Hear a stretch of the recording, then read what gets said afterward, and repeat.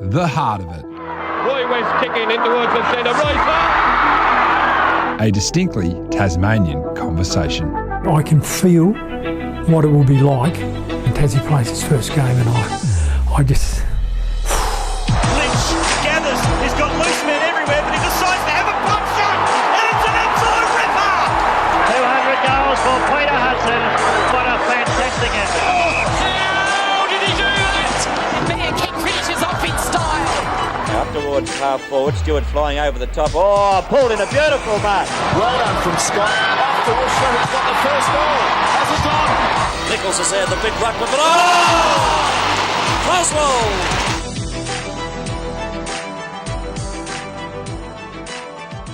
Welcome to The Heart of It. I'm Alistair Nicholson. Today, a key figure in the establishment of the Tasmania Football Club. A trailblazing businesswoman who packed up her belongings as a young mother and moved from Sydney to Tasmania to start a new life. No job, no guarantees. The willingness to be bold is perhaps one of Laura McBain's greatest qualities.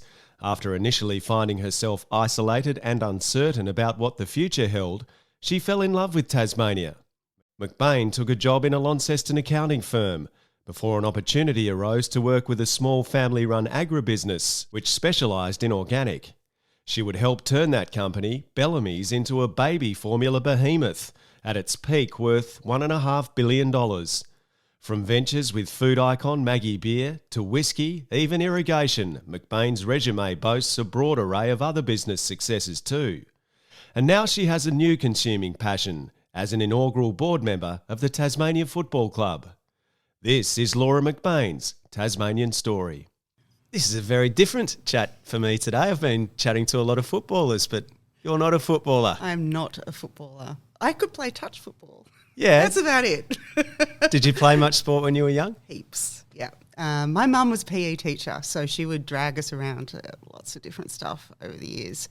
I'm one of three girls, and I have two younger sisters that are much more talented on the sporting arena than I am, but that's okay. We try and do different things. So, yeah, love my sport. And where did you grow up? I grew up in Hurstville in Sydney. Typical sort of middle-class Australian, upbringing. Like I said, used to go, played a lot of sport, little athletics, netball, touch football. I danced. Let's not talk about that. I loved what I grew up in a really cool little area and had lots of great friends and lots of really good sporting friends, of course, that you build. And the great thing about being in any sort of close-knit community, particularly in sport, is that you tend to drag everyone around to all the different sports that you're playing, right? So our netball team soon became partly our touch football team, and that would become, your athletics team and so on and so forth. So it's always real fun. And the friends you made in sport during those early years of your life, are they still friends of yours today? 100%, yeah. And the families are really close still, right? So, yeah, it's an ongoing thing. It's a cool thing about sport, isn't it? The power of sport in lots of ways is doesn't matter whether you're any good at it, it's the way it brings people together. Absolutely. And that's what Tassie Devils is all about, right? Exactly the same thing. We're just bringing people together in a unique and new way. Try and create conversations and create lifelong friends. I've already made heaps. People that all on my board, they're just the best group of people. And Kath McCann and I have become like really solid mates, I reckon, friends for life already. Yeah. How would you sum up Kath McCann? Oh, she is the most dedicated, passionate, hardworking, really hardworking person who still manages to go out for a 40k run every other weekend. She's extraordinary. I just have so much, and she's heaps of fun, of course. Yeah. So she's in the business of making people feel inadequate, basically. Yeah. Well, I don't try and match the 40k run. I just let her know when I hit 10,000 steps a day. That's a good effort.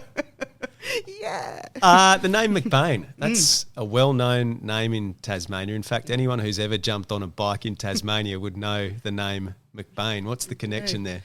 Well, my husband is Roger McBain, and he comes from the McBain Cycles family. So McBain Cycles still have a store in Hobart selling bikes and all the various accessories. It's run by Roger and his sister Kate. Very proud tradition in the family. Yeah, the bike shop is, I don't know, it's sort of like just part of their DNA, I guess. And, Roger rode for a long time and national titles and did all that sort of stuff. And again, the community that was built out of bike racing. In fact, yesterday, we were moving house, and one of the guys was on the team. He knew Roger because they'd ridden together and they both won state titles. So there you go. So one of those things. Launceston Wheel, I think it was. Sorry. That's a big race. Yeah.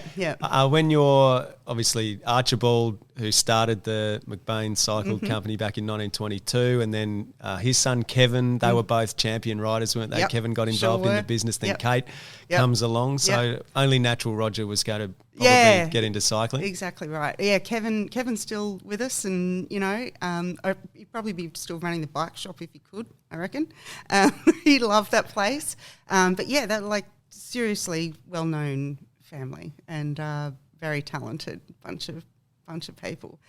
Roger sort of got his first stripes, he tells me, from in school holidays he'd work at the shop every weekend and obviously holidays and Christmas, and most of Christmas was just assembling bikes. So if there was a bike assembly competition, I think that whole family, it'd be like a family feud thing, maybe with them and Geared Cycles and maybe a couple others. They could all just go at each other. I can't imagine how intense that would be, how much pressure there would be on building bikes in the lead up to Christmas. Yeah. That would break anyone. Yeah, I think it would break. Yes, I don't think I'd be any good at that, but yeah. You grew up in Hurstville, so you're a New South Sydney girl originally. Yeah. Where does your move to Tasmania come into the equation? Well, I was a young mum. I had my son Brady when I was just shy of 21, and at the time I was working in. So I finished high school and gone into a undergraduate degree at New South Uni, doing accounting. And that was part-time, and I had a full-time gig working in a firm called WHK. So by the time I'd sort of got to 20, I'd worked for 3 years full-time, and I had half of my degree done, and but I had a baby. So I didn't have a lot of money.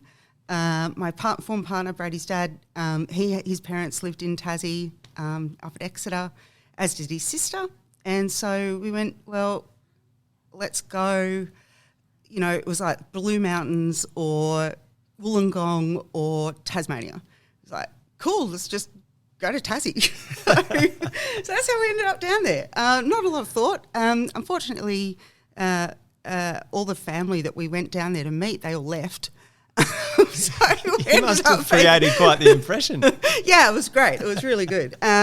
So we got down there, and I have to say, I was a bit shell-shocked at the time. I was thinking, oh, God, I've left this massive career in Sydney. I had all this, this growth curve that I was aiming to get on.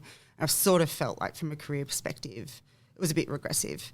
But it definitely didn't turn out that way. No, it definitely didn't turn out that way, and we'll chat about that. So first impressions of Tassie as the place, because, Exeter is vastly different to the cut and thrust of Sydney. Yeah, totally. I sort of have probably the best story was I was I'd gone into Launceston into town, and I wanted a coffee. I sort of wandered up the mall a couple of times. I was looking for a coffee shop of some description. Couldn't find anything. Sort of wandered into Harris Scarf, and they had the Fitzy's City Cafe upstairs. You didn't have a frog in the pond, did you? I did not. But what I did have was I asked for a coffee, and she said, "Can I have a cappuccino?" And she said, "I can give you a muggerccino." And I was like, what is this difference? Why do I need... Anyway, so I was a bit upset at that time. I was like, maybe I really have made the wrong decision here. I can't get a coffee. Anyway, look, it was so it was quite isolating too. So I'd moved down. Obviously Brady would have been 3 or 4 months old when we got there. I turned 21 a couple of months later. My mum and dad came down for my birthday, and I thought, I'm really... And they cried when they left, because they sort of felt that, there was so much distance. Remember, there was only one airline, and... Yeah, so it was It was a weird time for me. Yeah. But yeah, it's I was built resilience, and I made friends over time, and I would never ever leave that place. Yeah. So great. So at what point do you sort of start to put down roots and feel comfortable and actually start to enjoy the experience of living in Tassie? When I went back to work, probably. You'd have to check a theme here. I do love working, right? So I started with a small accounting firm. I actually decided I was going to go back to work, did my resume up, walked around Launceston and dropped my resume off at about 8 different accounting firms, not knowing a lot about them. There was dial-up internet, not much else. So I really didn't know, and I got all these responses back straight away, because obviously getting anyone with experience into Tassie can be quite hard. So went from there, chose a firm and started working there, which was great. Built a whole bunch of new clients and new friends and clients that became friends, and it worked out. It worked really well for me. Yeah. I loved being at work. Yeah. Where does the opportunity then to work for Bellamy's come into the equation, and obviously the success you had there, taking that from a modest little Tasmanian company to a company with $1 billion revenue is extraordinary. It was a pretty wild ride, that's for sure. So Bellamy's was this family-owned business that had a few investors involved. So they'd come up with this idea of building an organic baby food line, and they got into a bit of financial difficulty, and I'd come in as to basically act as their financial controller for a little while they sorted themselves out. So jumped on board. Met the board at Rob Woolley, and there was a James Clark and a few others, and Dooley Bellamy, who was also involved in the business back then. We basically needed to refinance it. It was turning over about $2 or $3 million a year, which might sound like a lot, but it was not profitable.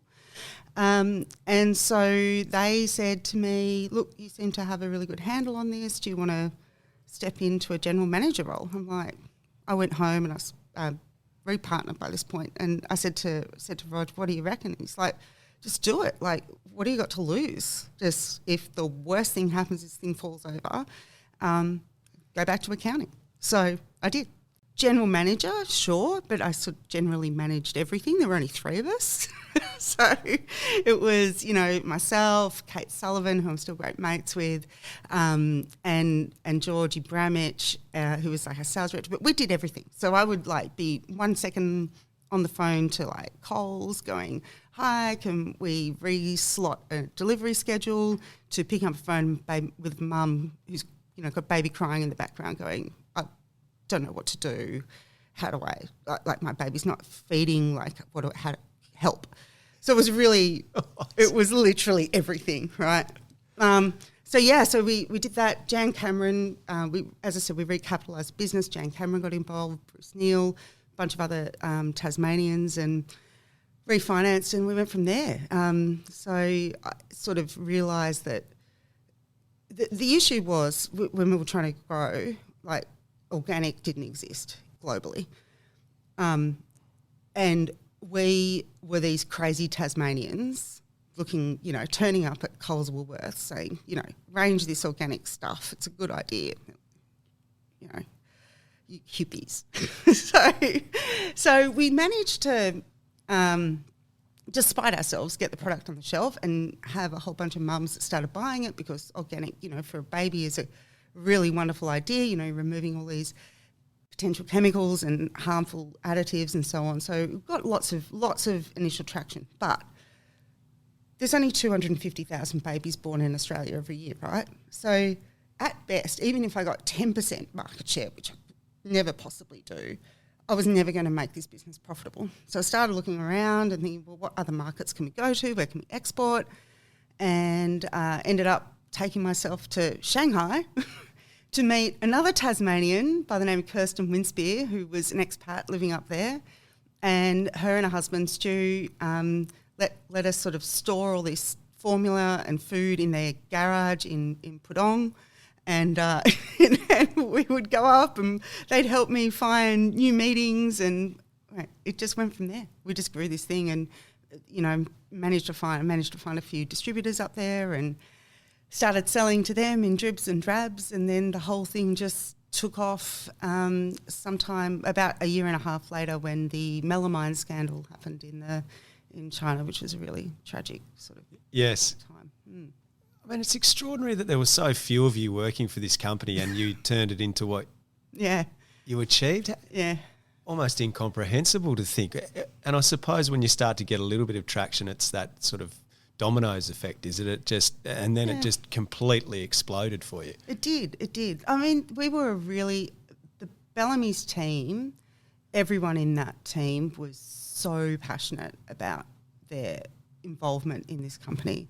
And we really did behave as a family. I'll give you an example. We would, so every time we moved into Tamar Street, into a new property there to accommodate, I think there was 15 of us at that point.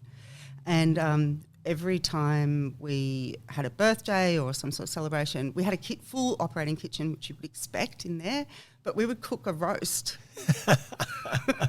And everyone would come down at lunchtime and we'd all sit around and eat. Like someone would come in the morning and chuck a lamb shoulder into the oven, and by lunchtime we were all sitting down and so that was the sort of culture that we built. And so we enjoyed what we did. We were really busy. Everyone worked enormous hours. But we had two things that we wanted to do. One is to create an environment that people really wanted to come to work in with purpose. And second was we wanted to be a genuine Tasmanian company that was growing the skills and capabilities of Tasmanians in a unique way that no one had done before.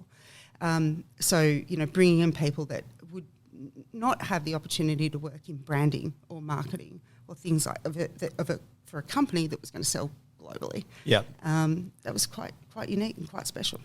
So how quickly did the company expand then as you started to grow the company and reach into China and start to have success there? Yeah. And you talk about the influence on the community of Tasmania as a result. Yeah. There were times that were really tough. There were a couple of key things that sort of impacted our growth. One was ability to access organic ingredients. So that was really hard, and also people that were prepared to actually make food for us. Because you remember, Bellamy's didn't really make the food. We used companies out there to make up products for us.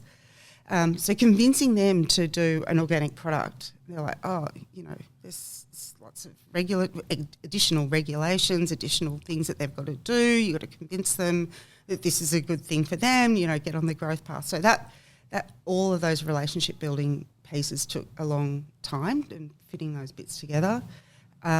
So there were times where, people pulled out, and that was pretty hard, because then you had to scramble to try and find someone else. There was years when we had drought one year, and we used to, one of the products we made that was very successful was our baby rice, and there was no rice in Australia, just drought, none. So we had to make some decisions, like, well, do we make this product anymore, or do we look for an alternative source offshore, which was that first time that we ever went offshore to buy any ingredient. But it was like, ooh. But we made it really clear on all of our packaging, like, we're really sorry, we couldn't source it this year, this is the reason why. If you want any more information, you can contact us and we'll give you any details or specifications that you're sort of looking for. So we had lots of challenges, but the growth trajectory was, once we sort of got to 2011, we really started to take off. So we got to 2014, decided that we were going to list. So our revenue at that point was 40 million. We were profitable, but we were profitable. We, went around, spoke to a whole bunch of investors to see whether there was enough appetite for us to go onto the ASX, and there was lots, which was really awesome. And so we listed in June 14. That all happened really quickly. So we listed. Share price on the offer price was $1, and day one we closed at $1.30. So that was a good day. And from there we ran this thing as hard as we could, and obviously building it in China, lots more competition started to come in. But we got the thing to 240 million in revenue, and a valuation of about $1.5 billion. So it was pretty extraordinary. It also went quite bad on the other side for me. Yes, at the back end. Yeah. Yeah. So the share price got to over $15, didn't it? And then very quickly went down, and obviously the Chinese regulations and trade tariffs and things hurt you badly. Yeah, we a couple of things. So definitely the change in China regulations. We sort of had a double barrel issue going on. So the change in China regulations at the same time. We'd been in a situation where we couldn't fulfil demand for a couple of years. We just didn't have enough product. We didn't have enough ingredients. And we just started to unlock all of that at the same time that the China regs came in. So we sort of had, all of a sudden we could make more, and we did. and then we couldn't sell it. We couldn't move it into the China market. So it was pretty tough, and we went into a trading halt and tried to sort things out, and it was a lot of very, very, very long days, and probably that's been the hardest experience of my career. Trying to live off 4 hours of sleep every day for a few weeks, and not just me but the whole team, because we're all trying to get everything lined up. And in the end, I hired a guy by the name of Andrew Cohen, probably about 6 months previous, and we sort of made the call, and he stepped in as CEO, and I went home. Yeah. Did you have some downtime, or knowing you probably got back into work reasonably quickly, didn't you? Yeah, I did. I took about 6 months off, and then Hugh Robertson, who'd listed Bellamy's, contacted me and said, "Look, we've got this, sort of semi-shelf company called Primary Opinion, which owned 48% of Maggie Beer," and he said, "Will you come in and build a premium sort of boutique food group?" So I said, "Sure." I'm up for of course that. I will. That was a lot of fun. We bought some really great iconic Australian brands, and the CEO of Maggie Beer, Chantel Millard, ended up taking on the CEO role for the group. So so it's good. And Maggie still, I understand the business still firing along, as you would expect. Maggie is like up there with Kath McCann in terms of energy level, off the chart. So that Maggie's not running 40 Ks in the morning before no, work, or she probably could. I mean, I wouldn't put it past her. She's a weapon. She's an absolute weapon. So you go from baby foods, organic baby foods, to Maggie Beer, and then naturally you need a dram or two to calm down, do you? Well, the whole big plan was I was going to take a year off and go gap year. It was like, right, that's it, time out, and then COVID hit. So sort of a bit of a pivot for me. I hate that word pivot, but anyway, I've sort of said it now. I'm sorry to any management consultants out there. So we ended up speaking to the Lark guys and joined the board of Capital Health, which is a radiology company. Also joined the board of Tasmania Irrigation. So the Tasmanians out there, when you drive down the Midlands Highway and you see all the green out there now, instead of the brown that you used to see before, that's because of Tas Irrigation. So sort of started to build a bit of a portfolio, did a bit of consulting work. And then Lark has been an absolute blast, selling whiskey, right? I mean, it's a perfect balance with infant formula, right? Yeah, you get them started on the formula, and as they get older, you finish them on the whiskey. Yeah, or the other way around, the whiskey starts, causes the child, and then we go on from there. I don't know. But, so that's been a lot of fun. So, but that was an unexpected step for me, not from the board position, I love that, but stepping into interim managing director role in a crisis. That was a big job, sort of. Yeah, I mean, the story of what happened at Lark is quite extraordinary, really, isn't it? Hectic, yeah. You were obviously working and knew the individuals at the time. What was your reaction when you You found it. For those listening who don't know what happened, can you tell the story? Well, basically our managing director had found himself in some very difficult waters and had, definitely done the wrong thing. And it was a situation where I'm not going to go into the details because I feel like this. If you want to look it up, look it up. Okay. So, but the fact is, he'd done a brilliant job in leading the company, getting the share price had gone from when I joined it was like 90 cents, flew up to like $5. We bought Sheen Estate. We were on this massive growth trajectory, and it really took the wind out of sails. So there was a lot of healing to be done, both internally, but also with customers and rebuilding trust and so on. So it was a pretty big climb. We've got a brilliant CEO that's just stepped in about a year ago now, Sash Sharma. Lots and lots of whiskey experience, far more than me. So it's in very good hands, and really, Lark will be to whiskey in Australia what Penfolds was to wine in Australia. That, without a doubt. It's going to be huge. It's so exciting to see the recognition of Tasmanian brands. I remember, and speaking to a lot of people on this podcast, Jamie Cox only a few weeks ago talking about always feeling the need to defend Tasmania. When you said you were from Tasmania, you felt like you were sort of defending the island. But now people talk to you about Tasmania and they perceive quality and they perceive experiences and nature and 100%. beauty and all of those things. Why do you think that's changed? And you've been down there across the period that's occurred. That's occurred, exactly. I think there's been a quiet shift in the way we think about ourselves, and not trying to be the same as everyone else is okay. So what do I mean by that? So we're not a state of massive corporations. We don't live off that. We don't enjoy that necessarily. What we actually want is like all of these small businesses all collaborating and working well.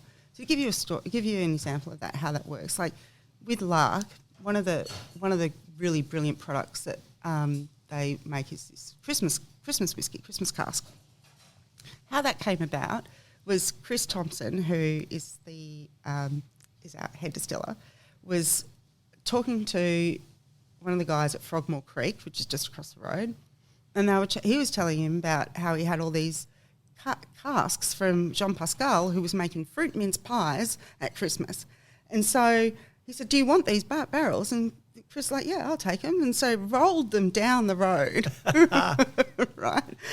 And so the Christmas cask whiskey was born. So the reason I say that, and that's part of the transition, is that we're okay to own that sort of story now, rather than sort of be going, we embrace it and we love it, and we probably challenge each other to find the next story like that, right? But I think people like Bill Lark, who been extraordinarily generous with all the time that he gives the industry. I think you've got some really fantastic social and political leaders that have forged pathways that have been useful and started to create common good. I think we've got a lot to be proud of. The quest for a Tasmanian footy team's been a bit of a social movement over decades as well. How conscious were you of it, and how did you come to be part of it? Yeah, coming from the north, there was always this, will it just be a Tassie sort of? Will it really just be a Hobart team, or is this genuinely going to be something for the whole state? And as it started to evolve, I think when people started to think about what this could mean for the whole state, it became clear that that's what actually this was going to be all encompassing. And so from my point of view, I basically got a phone call and said, I think I got a text message saying, would you be interested in thinking about this? And going right back to the start of our discussion, that ability for sport to bring people together in a genuine way, the passion that I've had for Bellamy's and Lark and Tas Irrigation, in providing something that Tasmanians can wrap their arms around and actually feel it right in here, we're primed to do it, and we just needed the catalyst. So for me, the opportunity to be part of this is like unbelievably awesome. We're going to change Tassie, and also we're going to win. By what year do you think Tassie's winning the premiership? First year's 2028, right? Yeah. All eyes on us, yeah. You've never been one for small predictions then? Here we How go. many members did you think we would have? Oh, I thought you might have heard about this. So membership-wise, let me tell you, I have your been side of the story. Yeah. We've been running the numbers, trying to get some sense of what we thought would be the outcome. So I'd sort of taken this percentage of somewhere I'd read that 5% of Australians were members of an AFL club. So I went, okay, take that as base. So if I apply that to Tassie, that means we're going to have about 28,000 members. So I'll leave that as my prediction. So I was wrong. That took about half an hour to eclipse. It wasn't even half an hour. I think it was about 5.5 minutes. So at the launch night, I'm standing at UTAS Stadium, and firstly, I'm getting all these messages like, "Are we right to go? Are we right to go?" And I'm like, "Yeah, press go live on the website." So that's happened, and then I'm waiting for the internet to break, right? Because I'm thinking hopefully all the text works, and we're not going to get something terrible's going to happen. All went smoothly, but then I'm looking at the numbers coming through from like Shopify, and I'm like, can't be right. Like we've been hacked. Like this is like, something's going really wrong here. So I'm on the website, and I've logged in, and I'm looking at the transactions, and I'm like, oh, this is real. This is actually happening. And like it was within, I reckon, I'd gone out to a pub afterward with a couple of mates, and Jack Rewalt was there too. And he's like, "Are you serious? Are you serious?" I was like, "Are you serious?" So anyway, we absolutely nailed it, right? And then the next day, Kath and I were, saying, "It looks like we're going to hit 100,000." It's like everyone's like, "Ha ha ha, Laura, you were wrong. You were wrong." I'm like, I know, I'm happily wrong. That's a great thing to be wrong about. Yeah. Happily wrong.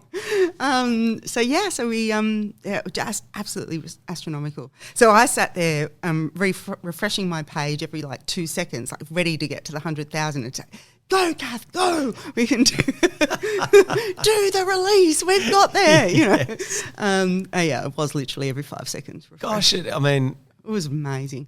Even for people who so very much believed in the cause and the passion that existed in the state for this thing, it was still mind-blowing. And then the validation that it showed people who had doubted Tasmania as well must have been so important. It was extraordinary. Like it was so in my heart, I'd never experienced a win like that, where it was a nod to all of this history and all of this ambition and the promise that we've got, the hope for this future.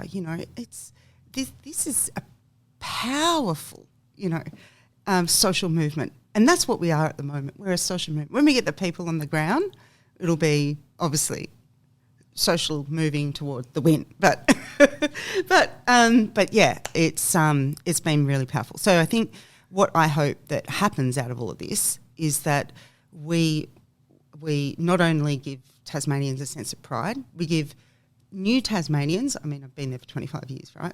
Now you know how old I am, but anyway, don't matter. It gives us. So when I moved to Tassie, right, I didn't feel like I belonged to any club. Like I just didn't have that family connection. I didn't have that root or anything to wrap my arms around. You think about all of my friends, not all of them, I have a lot of friends that have come from the UK, from Sydney, from Melbourne, they've moved to Tassie, and they've sort of feel like they want to be part of something down there, but they haven't had the opportunity. Yep. Equally, all the expats that have left Tassie and gone somewhere else have now got one more thing to bring it home. I mean, the second largest in terms of membership, like US is our second biggest, group. Like extraordinary. It's extraordinary, yeah. isn't it? And not just that, but not all the Victorian, second teamers. I don't, all the believers. I don't, Yes. So we've got a job to do now, right? Yeah, we've let's got a chat big about job. that. So what do you see as, what's your role in the running of the club at the moment specifically? I know different people with different expertise on the board have been given different areas to look after. What are you looking after? What we call fan engagement, which is really just being there for making this work for all of our members. So you think, firstly, let me start with, we came together as a board in September and we launched the club in March. So it's fair to say there was very long days between myself and Kath and James Henderson, Hendo, trying to figure out how we were going to do all of this in such a short time frame, which we did. We also worked with a couple of great Tasmanian agencies, so shout out to them, the 20, Neon Jungle. They're both absolutely incredible in the work that they were able to put out in a really short time frame.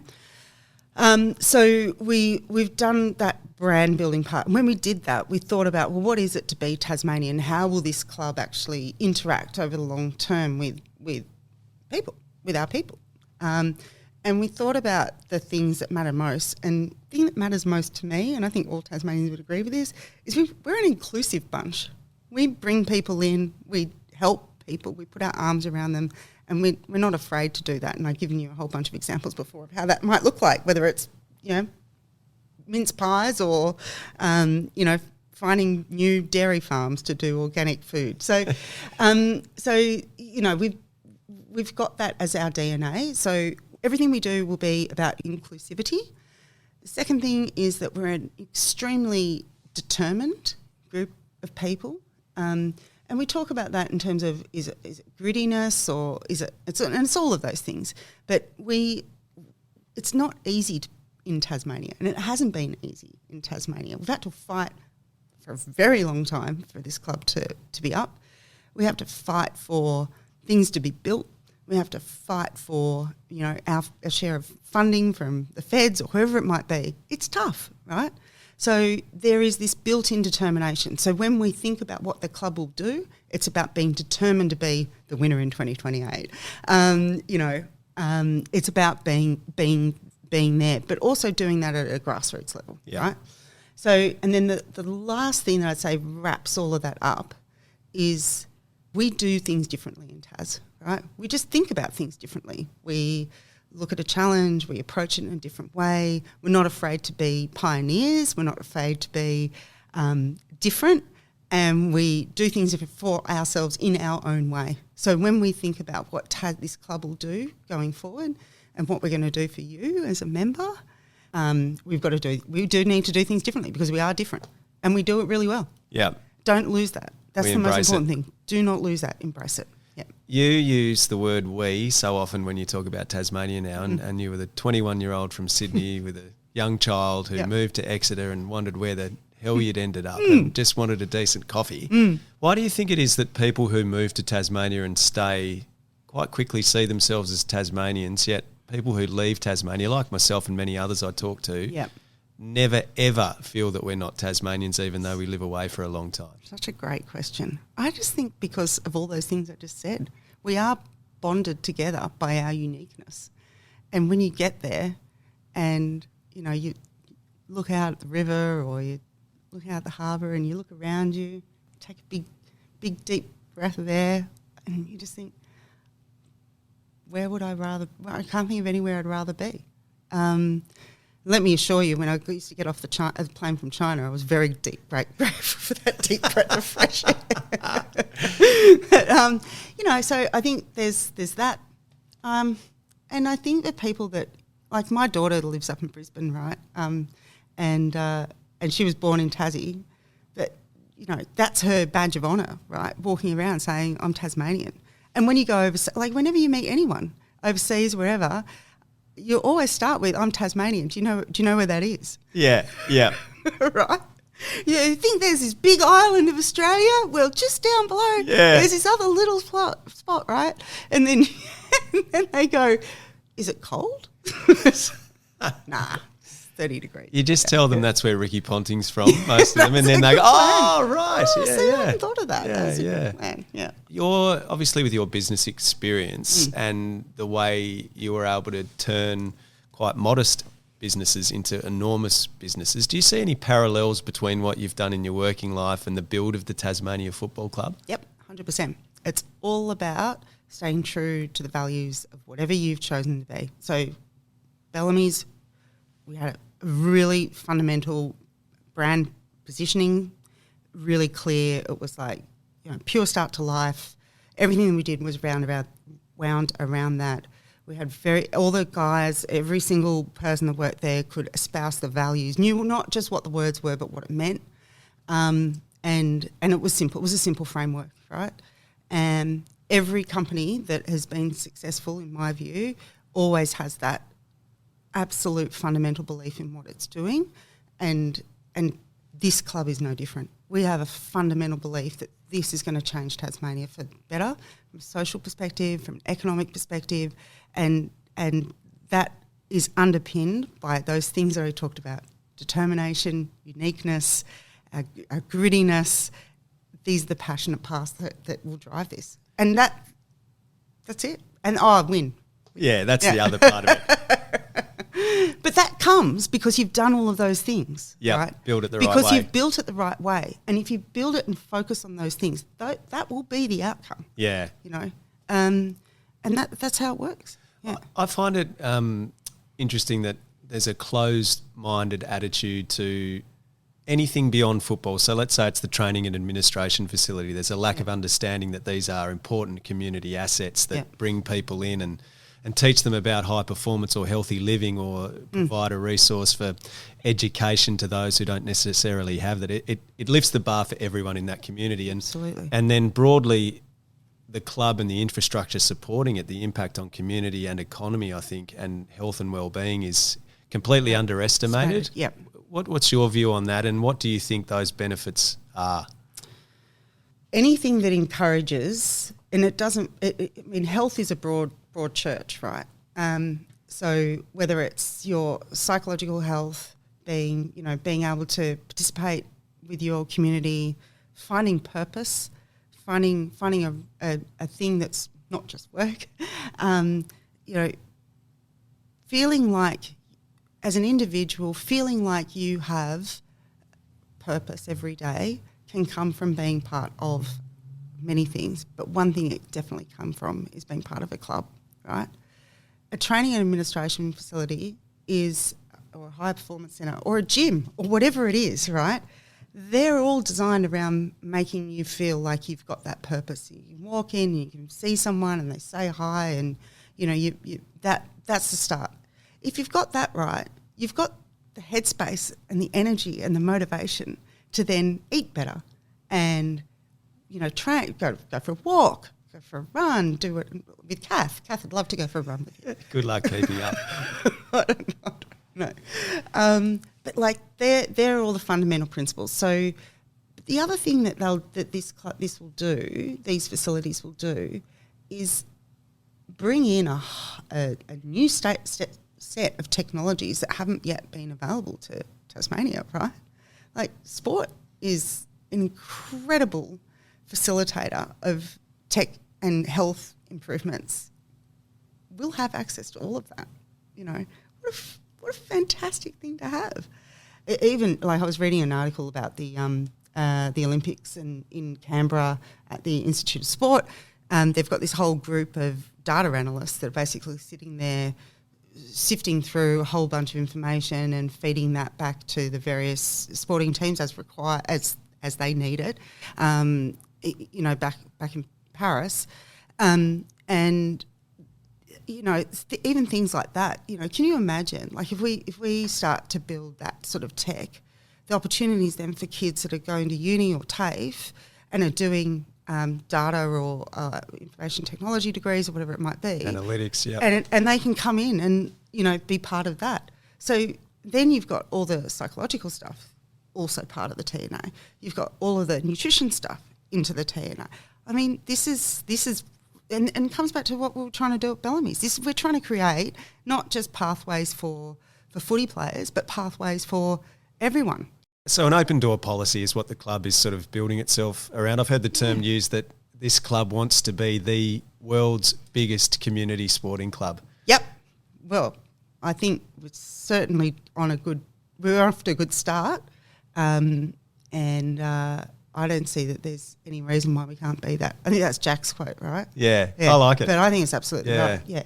And we can, because we actually have in Tassie, we're the right group of people to do it.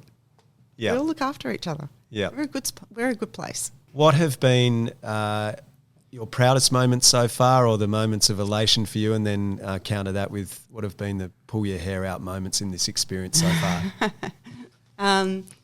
So obviously the day we hit 100,000, that was extraordinary.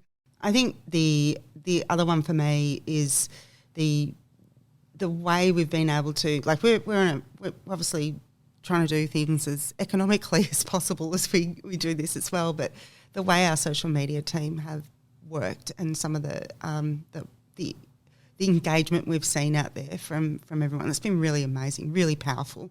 And I love all the mappers thing, and it's been even the ad for our corporate services manager the other day came out and it was like the details in the devil, like it's sassy and it's fun and it's energy and it's awesome. So I think the actual launch event as well, I can't go past that in terms of, we talk about being a community, based group, but doing that across 6 locations in the state, made me feel really, proud, I guess. Where were you that day?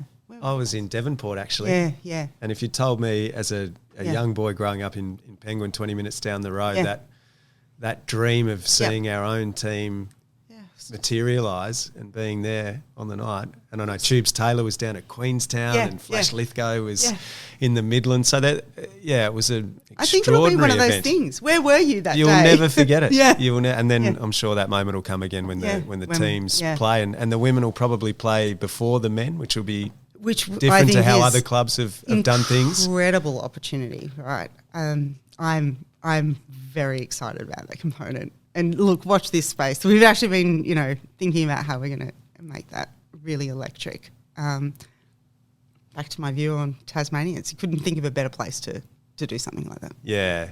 All right, just a couple of quick ones to tidy up. I haven't even asked you anything about whether you were a football fan or what you knew about football previously. How would you describe your footy knowledge? Are we on a scale here? Or? Yeah, let's say 1 to 10, where 1 is very poor and 10 is elite. Look, okay, so firstly, I come from a rugby league family. Who do you follow? Well, the family team is the Rabbitohs. Yep. Right. I had a swing to Canterbury, Bankstown, when I was in my teenage years. But I've gone back to the Rabbitohs. My grandmother still, she still posts angrily at times on Facebook about. She's 94. Shirley gets out there and tells everyone what she really thinks, which is great. So I've still, but when I moved to Tassie, of course, there was only 2 channels on the telly, right? So you're not seeing much league. Yeah, we weren't seeing league. So I guess sort of it became St Kilda at that time, but like I said earlier, I really didn't wrap my arms around it completely. I get the rules, I get all that sort of stuff. I'm good with that. I can see the gameplay. Yeah. Yeah. And since you've taken on your role with the Tassie Footy Club, have you taken a keener interest in the game? Yeah, see, and this is what it's all about, right? Totally have. Been to quite a few matches down in Lonnie. My greatest inspiration for my knowledge set has actually come from my my trainer, Jake Pearce, who coaches the Hillwood footy team. Oh, yeah, yep. Shout out to you, Jakey. Thank you for helping me understand. How does this work? Jake, your challenge is to get Laura to beat Kath McCann in a marathon. He knows possible. He knows I won't do cardio.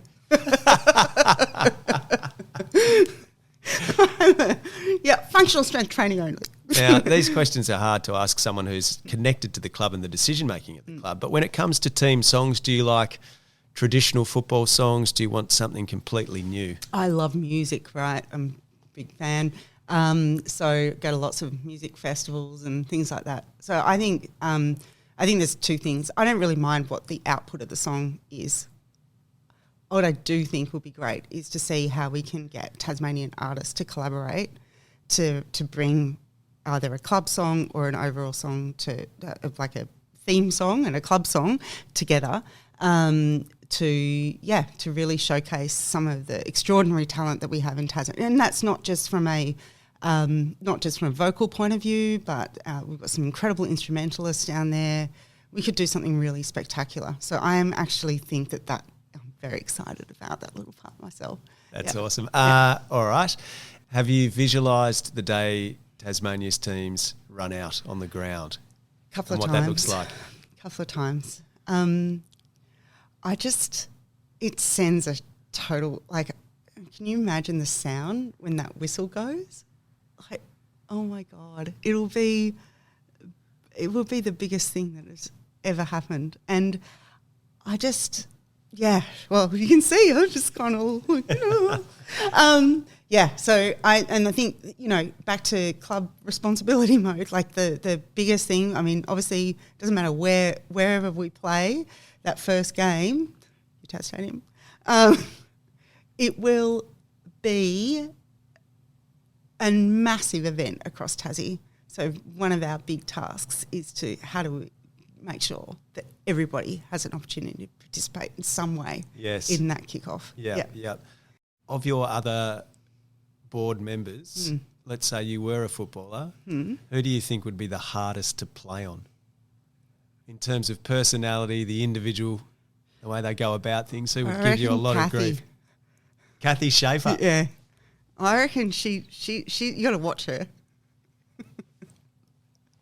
I reckon. You imagine, like she'd be watching everything that's going on, taking it all in, and she'd just come out of nowhere sweep you over. Yeah.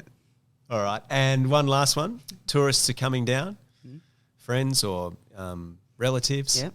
And you can take them to one part of Tassie. Where would you take them? Well, I think that if you've got the opportunity, do the overland track, because it took my breath away. I don't think I had no idea what to expect, and I would go back every 6 months if I could. It's spectacular. Stunning, yeah. And it showcases everything, that beautiful landscape, all the different changes. And, oh, wow. And one last one. What does Laura McBain want her legacy to be at the Tasmania Football Club? I would love to beat Kath McCann in a marathon. No.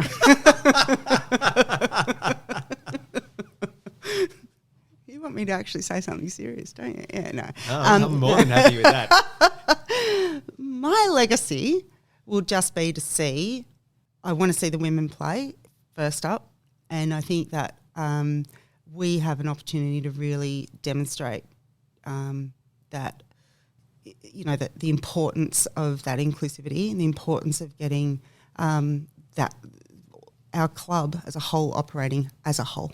And I am really excited about seeing those girls go out there. Laura McBain, a wonderful Tasmanian success story in the business world, who has now embarked on an exciting new venture in the world of sport, helping to build a club all Tasmanians can be proud of and feel a deep connection to. The Tassie Devils are in good hands.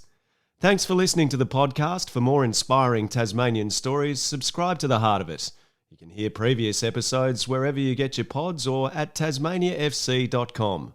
I'll catch you next time.